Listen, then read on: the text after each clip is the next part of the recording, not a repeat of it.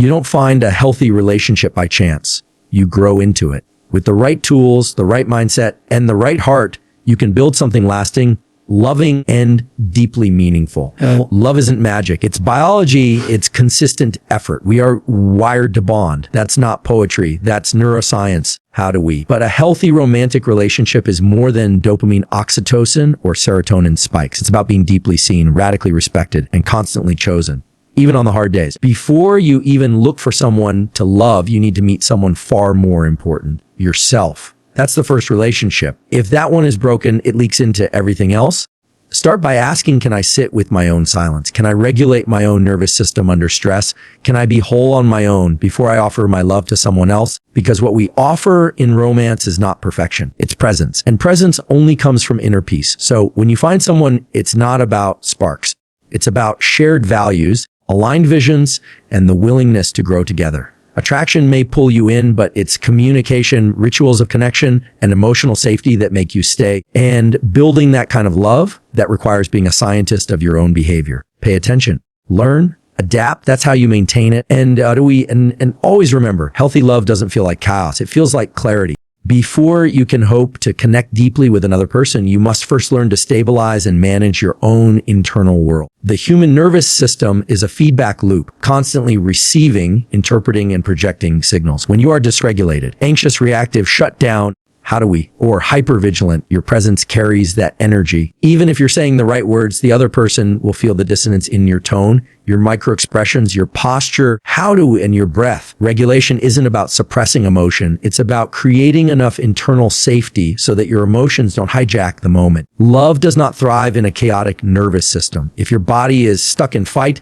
flight, or freeze, it's hard to listen without defensiveness, respond without judgment, or show up with empathy. And when you can't anchor yourself, you can't co-regulate with someone else. Cue regulation, the ability to calm and attune to each other in real time, is one of the cornerstones of a healthy relationship. But it requires that at least one person knows how to return to center, to breathe through discomfort, and to respond from a place of grounded presence rather than reactive impulse. This is where emotional maturity comes into play. Emotional maturity isn't just about what you say. It's about your ability to witness your own discomfort without offloading it onto the other person. It's about observing your inner storm without letting it become their storm too. Regulation is cultivated in small, deliberate moments at taking a pause before you speak. Learning to notice when your heart rate spikes, practicing stillness, integrating breathwork, journaling, cold exposure, movement, or meditation, tools that create spaciousness between stimulus and response. In that space, you regain choice. And when you regain choice, you reclaim your power to love without harming, to express without destabilizing, and to stay open when it would be easier to shut down. Every experience you've lived through,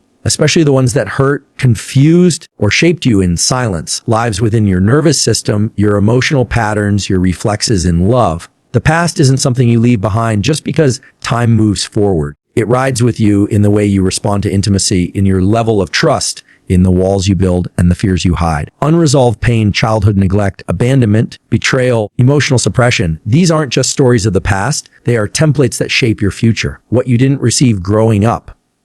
Emotional safety, consistent affection, repair after conflict, you often subconsciously chase in others or avoid altogether. That's how people end up reenacting the very dynamics they swore they would never repeat. You think you're making new choices, but you're often just following old scripts with new characters. Attachment styles formed early in life become your blueprint. And unless you become conscious of those blueprints, they'll dictate how you love, how you leave, and how you handle the space between. The healing doesn't mean forgetting or denying what happened. It means developing awareness of the patterns you're carrying and taking radical responsibility for how they show up in your relationships. The past shows up when you get triggered by something small and react in a way that feels much bigger. It shows up when you avoid vulnerability, even when it's safe, when you cling to someone out of fear, not connection. It shows up in the way you interpret silence, the meaning you assign to conflict, and the stories you tell yourself about what love should feel like. Unless those past beliefs and emotional imprints are brought into awareness, they silently dictate the way you choose, the way you bond, and the way you break. That's why self-inquiry, therapy, inner child work, and nervous system healing aren't just buzzwords.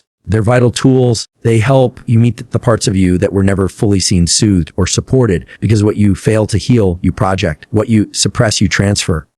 What you ignore, you eventually repeat. Your triggers are not flaws. They're signals pointing to wounds that are still asking for your attention. The partner you choose, the arguments you replay, the needs you suppress, they're often echoes of what you lived through long before you knew what love was supposed to feel like. And until you process those imprints, you'll confuse familiarity with compatibility and chaos with passion.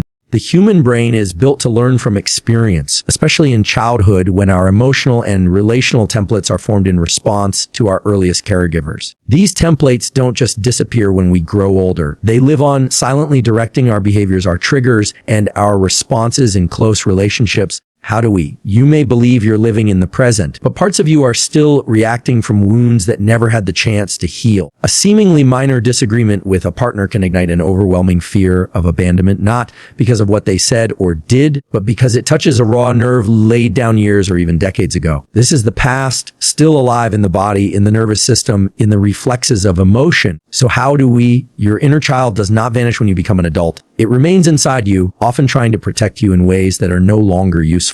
How do we, when you find yourself pulling away from someone who shows genuine care or chasing after someone emotionally unavailable, you're often not reacting to the present moment, but to an old emotional blueprint that tells you what love is supposed to feel like. The familiar becomes the comfortable. Even when it's dysfunctional, you might repeat cycles not because you want to, but because your system recognizes them as normal. This is why intellectual understanding is not enough. You can read all the relationship advice, watch every video, repeat every affirmation. But if your body still equates vulnerability with danger or closeness with eventual pain, you'll sabotage connection before it can grow. Emotional memory is held in implicit systems, stored beneath conscious thought. These systems get activated in close relationships where intimacy begins to peel back the protective layers. That's when the past starts to surface. A tone of voice, a moment of silence, an unmet need. These can act like keys unlocking doors you didn't know were still closed. And what lies behind those doors can often feel overwhelming, which is why many people avoid emotional closeness altogether, unconsciously seek relationships that replicate past pain just to feel in control of it. You carry the past in your beliefs about what you deserve, in how you handle being loved, and how you respond to emotional discomfort. And until you bring these unconscious drivers into the light, they continue to operate beneath the surface. Healing requires the courage to feel what you once had to suppress. It means recognizing when your reaction is bigger than the moment and tracing it back to the original wound. It means sitting with old pain, not to dwell in it, but to release the grip it has on your present life. Therapy, self-inquiry, mindfulness, somatic work. These aren't just strategies. How do we? They are the practices of self-liberation from emotional time loops. Because the past doesn't just live in memory. It lives in patterns, and patterns don't change unless they're seen. You must be willing to meet the parts of yourself that were shaped in survival and offer them something they never received: safety, validation, and choice. What happened wasn't your fault, but healing it is your responsibility. Only when the past is acknowledged and integrated can it stop repeating itself in the form of self-sabotage, anxious attachment, emotional shutdowns, or hyper-independence masquerading as strength. The nervous system remembers what the mind forgets, and love will always reveal where that memory still lives. Attraction is rooted in the ancient circuits of the brain and body. It's fast, intuitive, and often beyond conscious control. When you feel drawn to someone, it's a cascade of neurochemistry. Dopamine spikes, norepinephrine increases, and sometimes oxytocin and serotonin shifts that make the presence of the other person feel exhilarating, even addictive. The pupils dilate, the voice softens, the heart rate synchronizes. These signals of attraction aren't just poetic. They're physiological responses encoded in our evolutionary history to guide us toward connection, reproduction, and emotional stimulation. But while attraction might feel magnetic and compelling, it's not always intelligent. The nervous system doesn't differentiate between what's good for you and what's familiar. And often we mistake intensity for intimacy or chaos for chemistry simply because our brain lights up in the presence of unpredictability. Biology is reactive. It wants novelty, risk, the rush. It doesn't care if the person in front of you aligns with your values, life goals, or emotional needs. That's where strategy enters. Compatibility isn't something you feel in a rush of emotion. It's something you build through conscious awareness, aligned decisions, and honest evaluation over time. Compatibility means asking the hard questions when your heart is still racing. Are your lifestyles compatible? Do you handle conflict in similar ways? Are your definitions of love, trust, and commit overlapping or colliding? Do your nervous systems south each other or activate old wounds? Emotional intelligence plays a far greater role in sustaining a relationship than raw attraction ever will. Long-term compatibility demands that both people are willing to grow together. So how do we not just fall for each other? It requires shared values, mutual respect, and aligned rhythms, not just sexual chemistry or the thrill of the chase. To how do we? Strategic love means pausing long enough to evaluate whether the person you're drawn to will actually create peace in your life, not just excitement. It means watching how they show up when things aren't easy, when stress hits, when emotions run high, when vulnerability is required. Compatibility is about being able to communicate without manipulation, to disagree without destruction, and to consistently feel emotionally safe in their presence. You can't strategize your way into initial attraction, but you must strategize beyond it if you want a love that lasts. Biology can pull two people together with the force of gravity. How do we? But without intentional alignment, that pull can become a collision. What feels natural isn't always healthy. That's why learning to slow down, reflect, and assess compatibility is a mature act of love, not only toward the other person, but toward yourself. It means choosing people who match your nervous system's need for regulation, not dysregulation. It means selecting partners based on how life feels with them, not just how you feel about them. In the end, biology begins the story, but strategy is what decides whether it becomes a chapter or a lifelong narrative. Consistency is the foundation that allows love to feel safe, seen, and sustainable. While grand gestures may create moments of intensity, it is the small, repeated acts that build emotional trust and long-term intimacy. The human nervous system thrives on predictability when it comes to relationships. When someone shows up in the same way day after day, week after week, their presence becomes a source of grounding. It signals reliability, and reliability is interpreted by the brain and body as safety. That's why inconsistency breeds anxiety. It scrambles the emotional signals, triggers the amygdala, and forces the other person into hypervigilance. Inconsistent love makes people overanalyze text messages, second-guess tone of voice, and walk on emotional eggshells.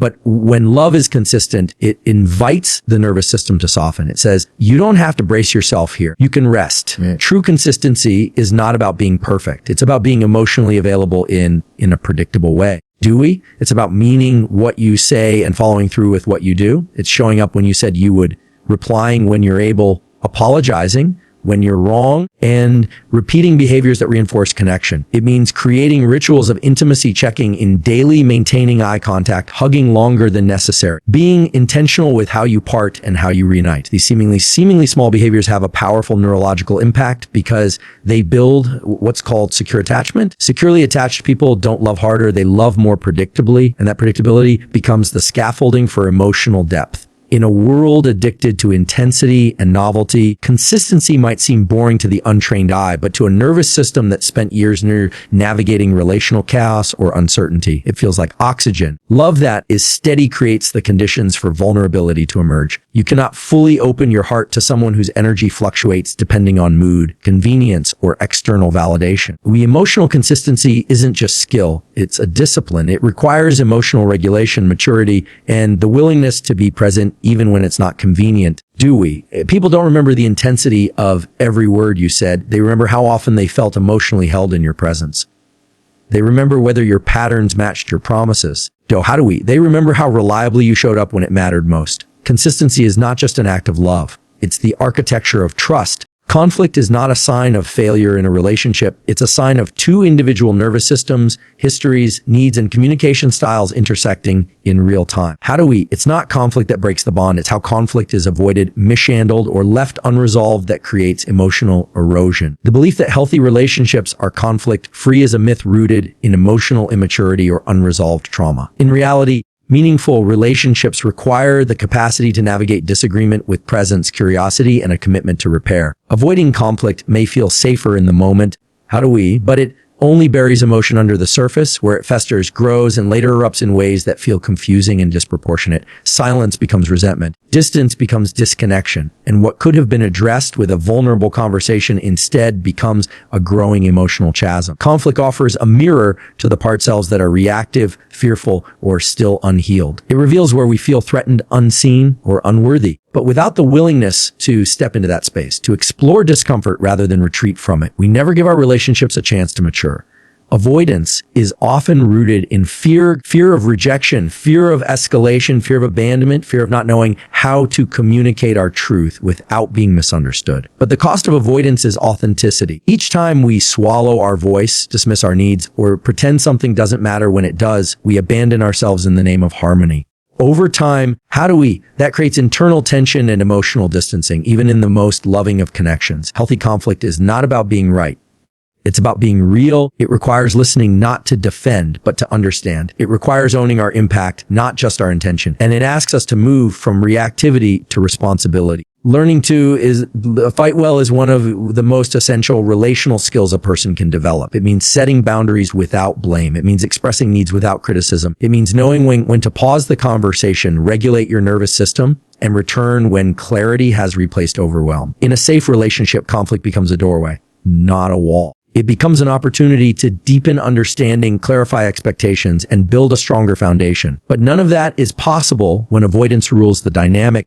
Avoidance doesn't protect peace. It postpones growth, and growth is the only path to sustainable connection. When you engage conflict consciously, you show your partner that you care enough to stay in the room, to stay present with the discomfort, and to keep the connection alive even when it's challenged. That's what builds emotional safety, not the absence of conflict, but the presence of repair. When you know that you can move through hard conversations and come out stronger on the other side, trust deepens, emotional intimacy expands, and love transforms from something fragile to something fortified. How love doesn't just grow through grand declarations or occasional acts of passion. It deepens and roots itself through repeated rituals that signal safety, care, and emotional presence. Ritual is more than routine. It is a structured act imbued with intention, meaning, and emotional resonance. These rituals become anchors in the nervous system, reminders that love is not something that only happens during dramatic moments, but something cultivated daily, moment by moment, in ordinary time. A gentle touch on the shoulder when passing each other in the kitchen. The morning check-in before the day pulls you both in different directions. The unspoken agreement to hold hands during stressful moments. The habit of looking into each other's eyes when you say good night. These are not filler behaviors. They are the glue that binds connection. The brain thrives on repetition. Neural pathways strengthen with consistency, and relationships follow the same principle. Rituals create predictability, and predictability creates trust. When love is ritualized, it becomes less vulnerable to external chaos, less reactive to emotional weather, and more resilient under stress. Couples that maintain rituals, no matter how small, build an emotional infrastructure that allows them to reconflict even after conflict, disconnection, or fatigue. It's not about the scale of the ritual, about the presence it represents. A shared cup of coffee every morning, a 10-second hug after work, a nightly practice of asking, what was the best part of your day? These small, sacred acts become touchstones in a relationship, reminding each person that they matter, that they are seen, that their connection is worth maintaining. Rituals are also containers for emotional safety. They help regulate the nervous system by offering reliable cues of affection and attention. When life becomes overwhelming, rituals become a relational compass, something steady to hold onto. They offer grounding not just in the relationship, but in the self. In moments of insecurity, they remind you that love still lives here. In moments of exhaustion, they help sustain closeness without requiring elaborate effort. They can be playful, like an inside joke or a shared song played during car rides. They can be sensual, like setting aside uninterrupted time for physical touch. They can be intellectual, like weekly conversations about personal growth. Rituals weave depth into what could otherwise become shallow routine, transforming what's mundane into something meaningful.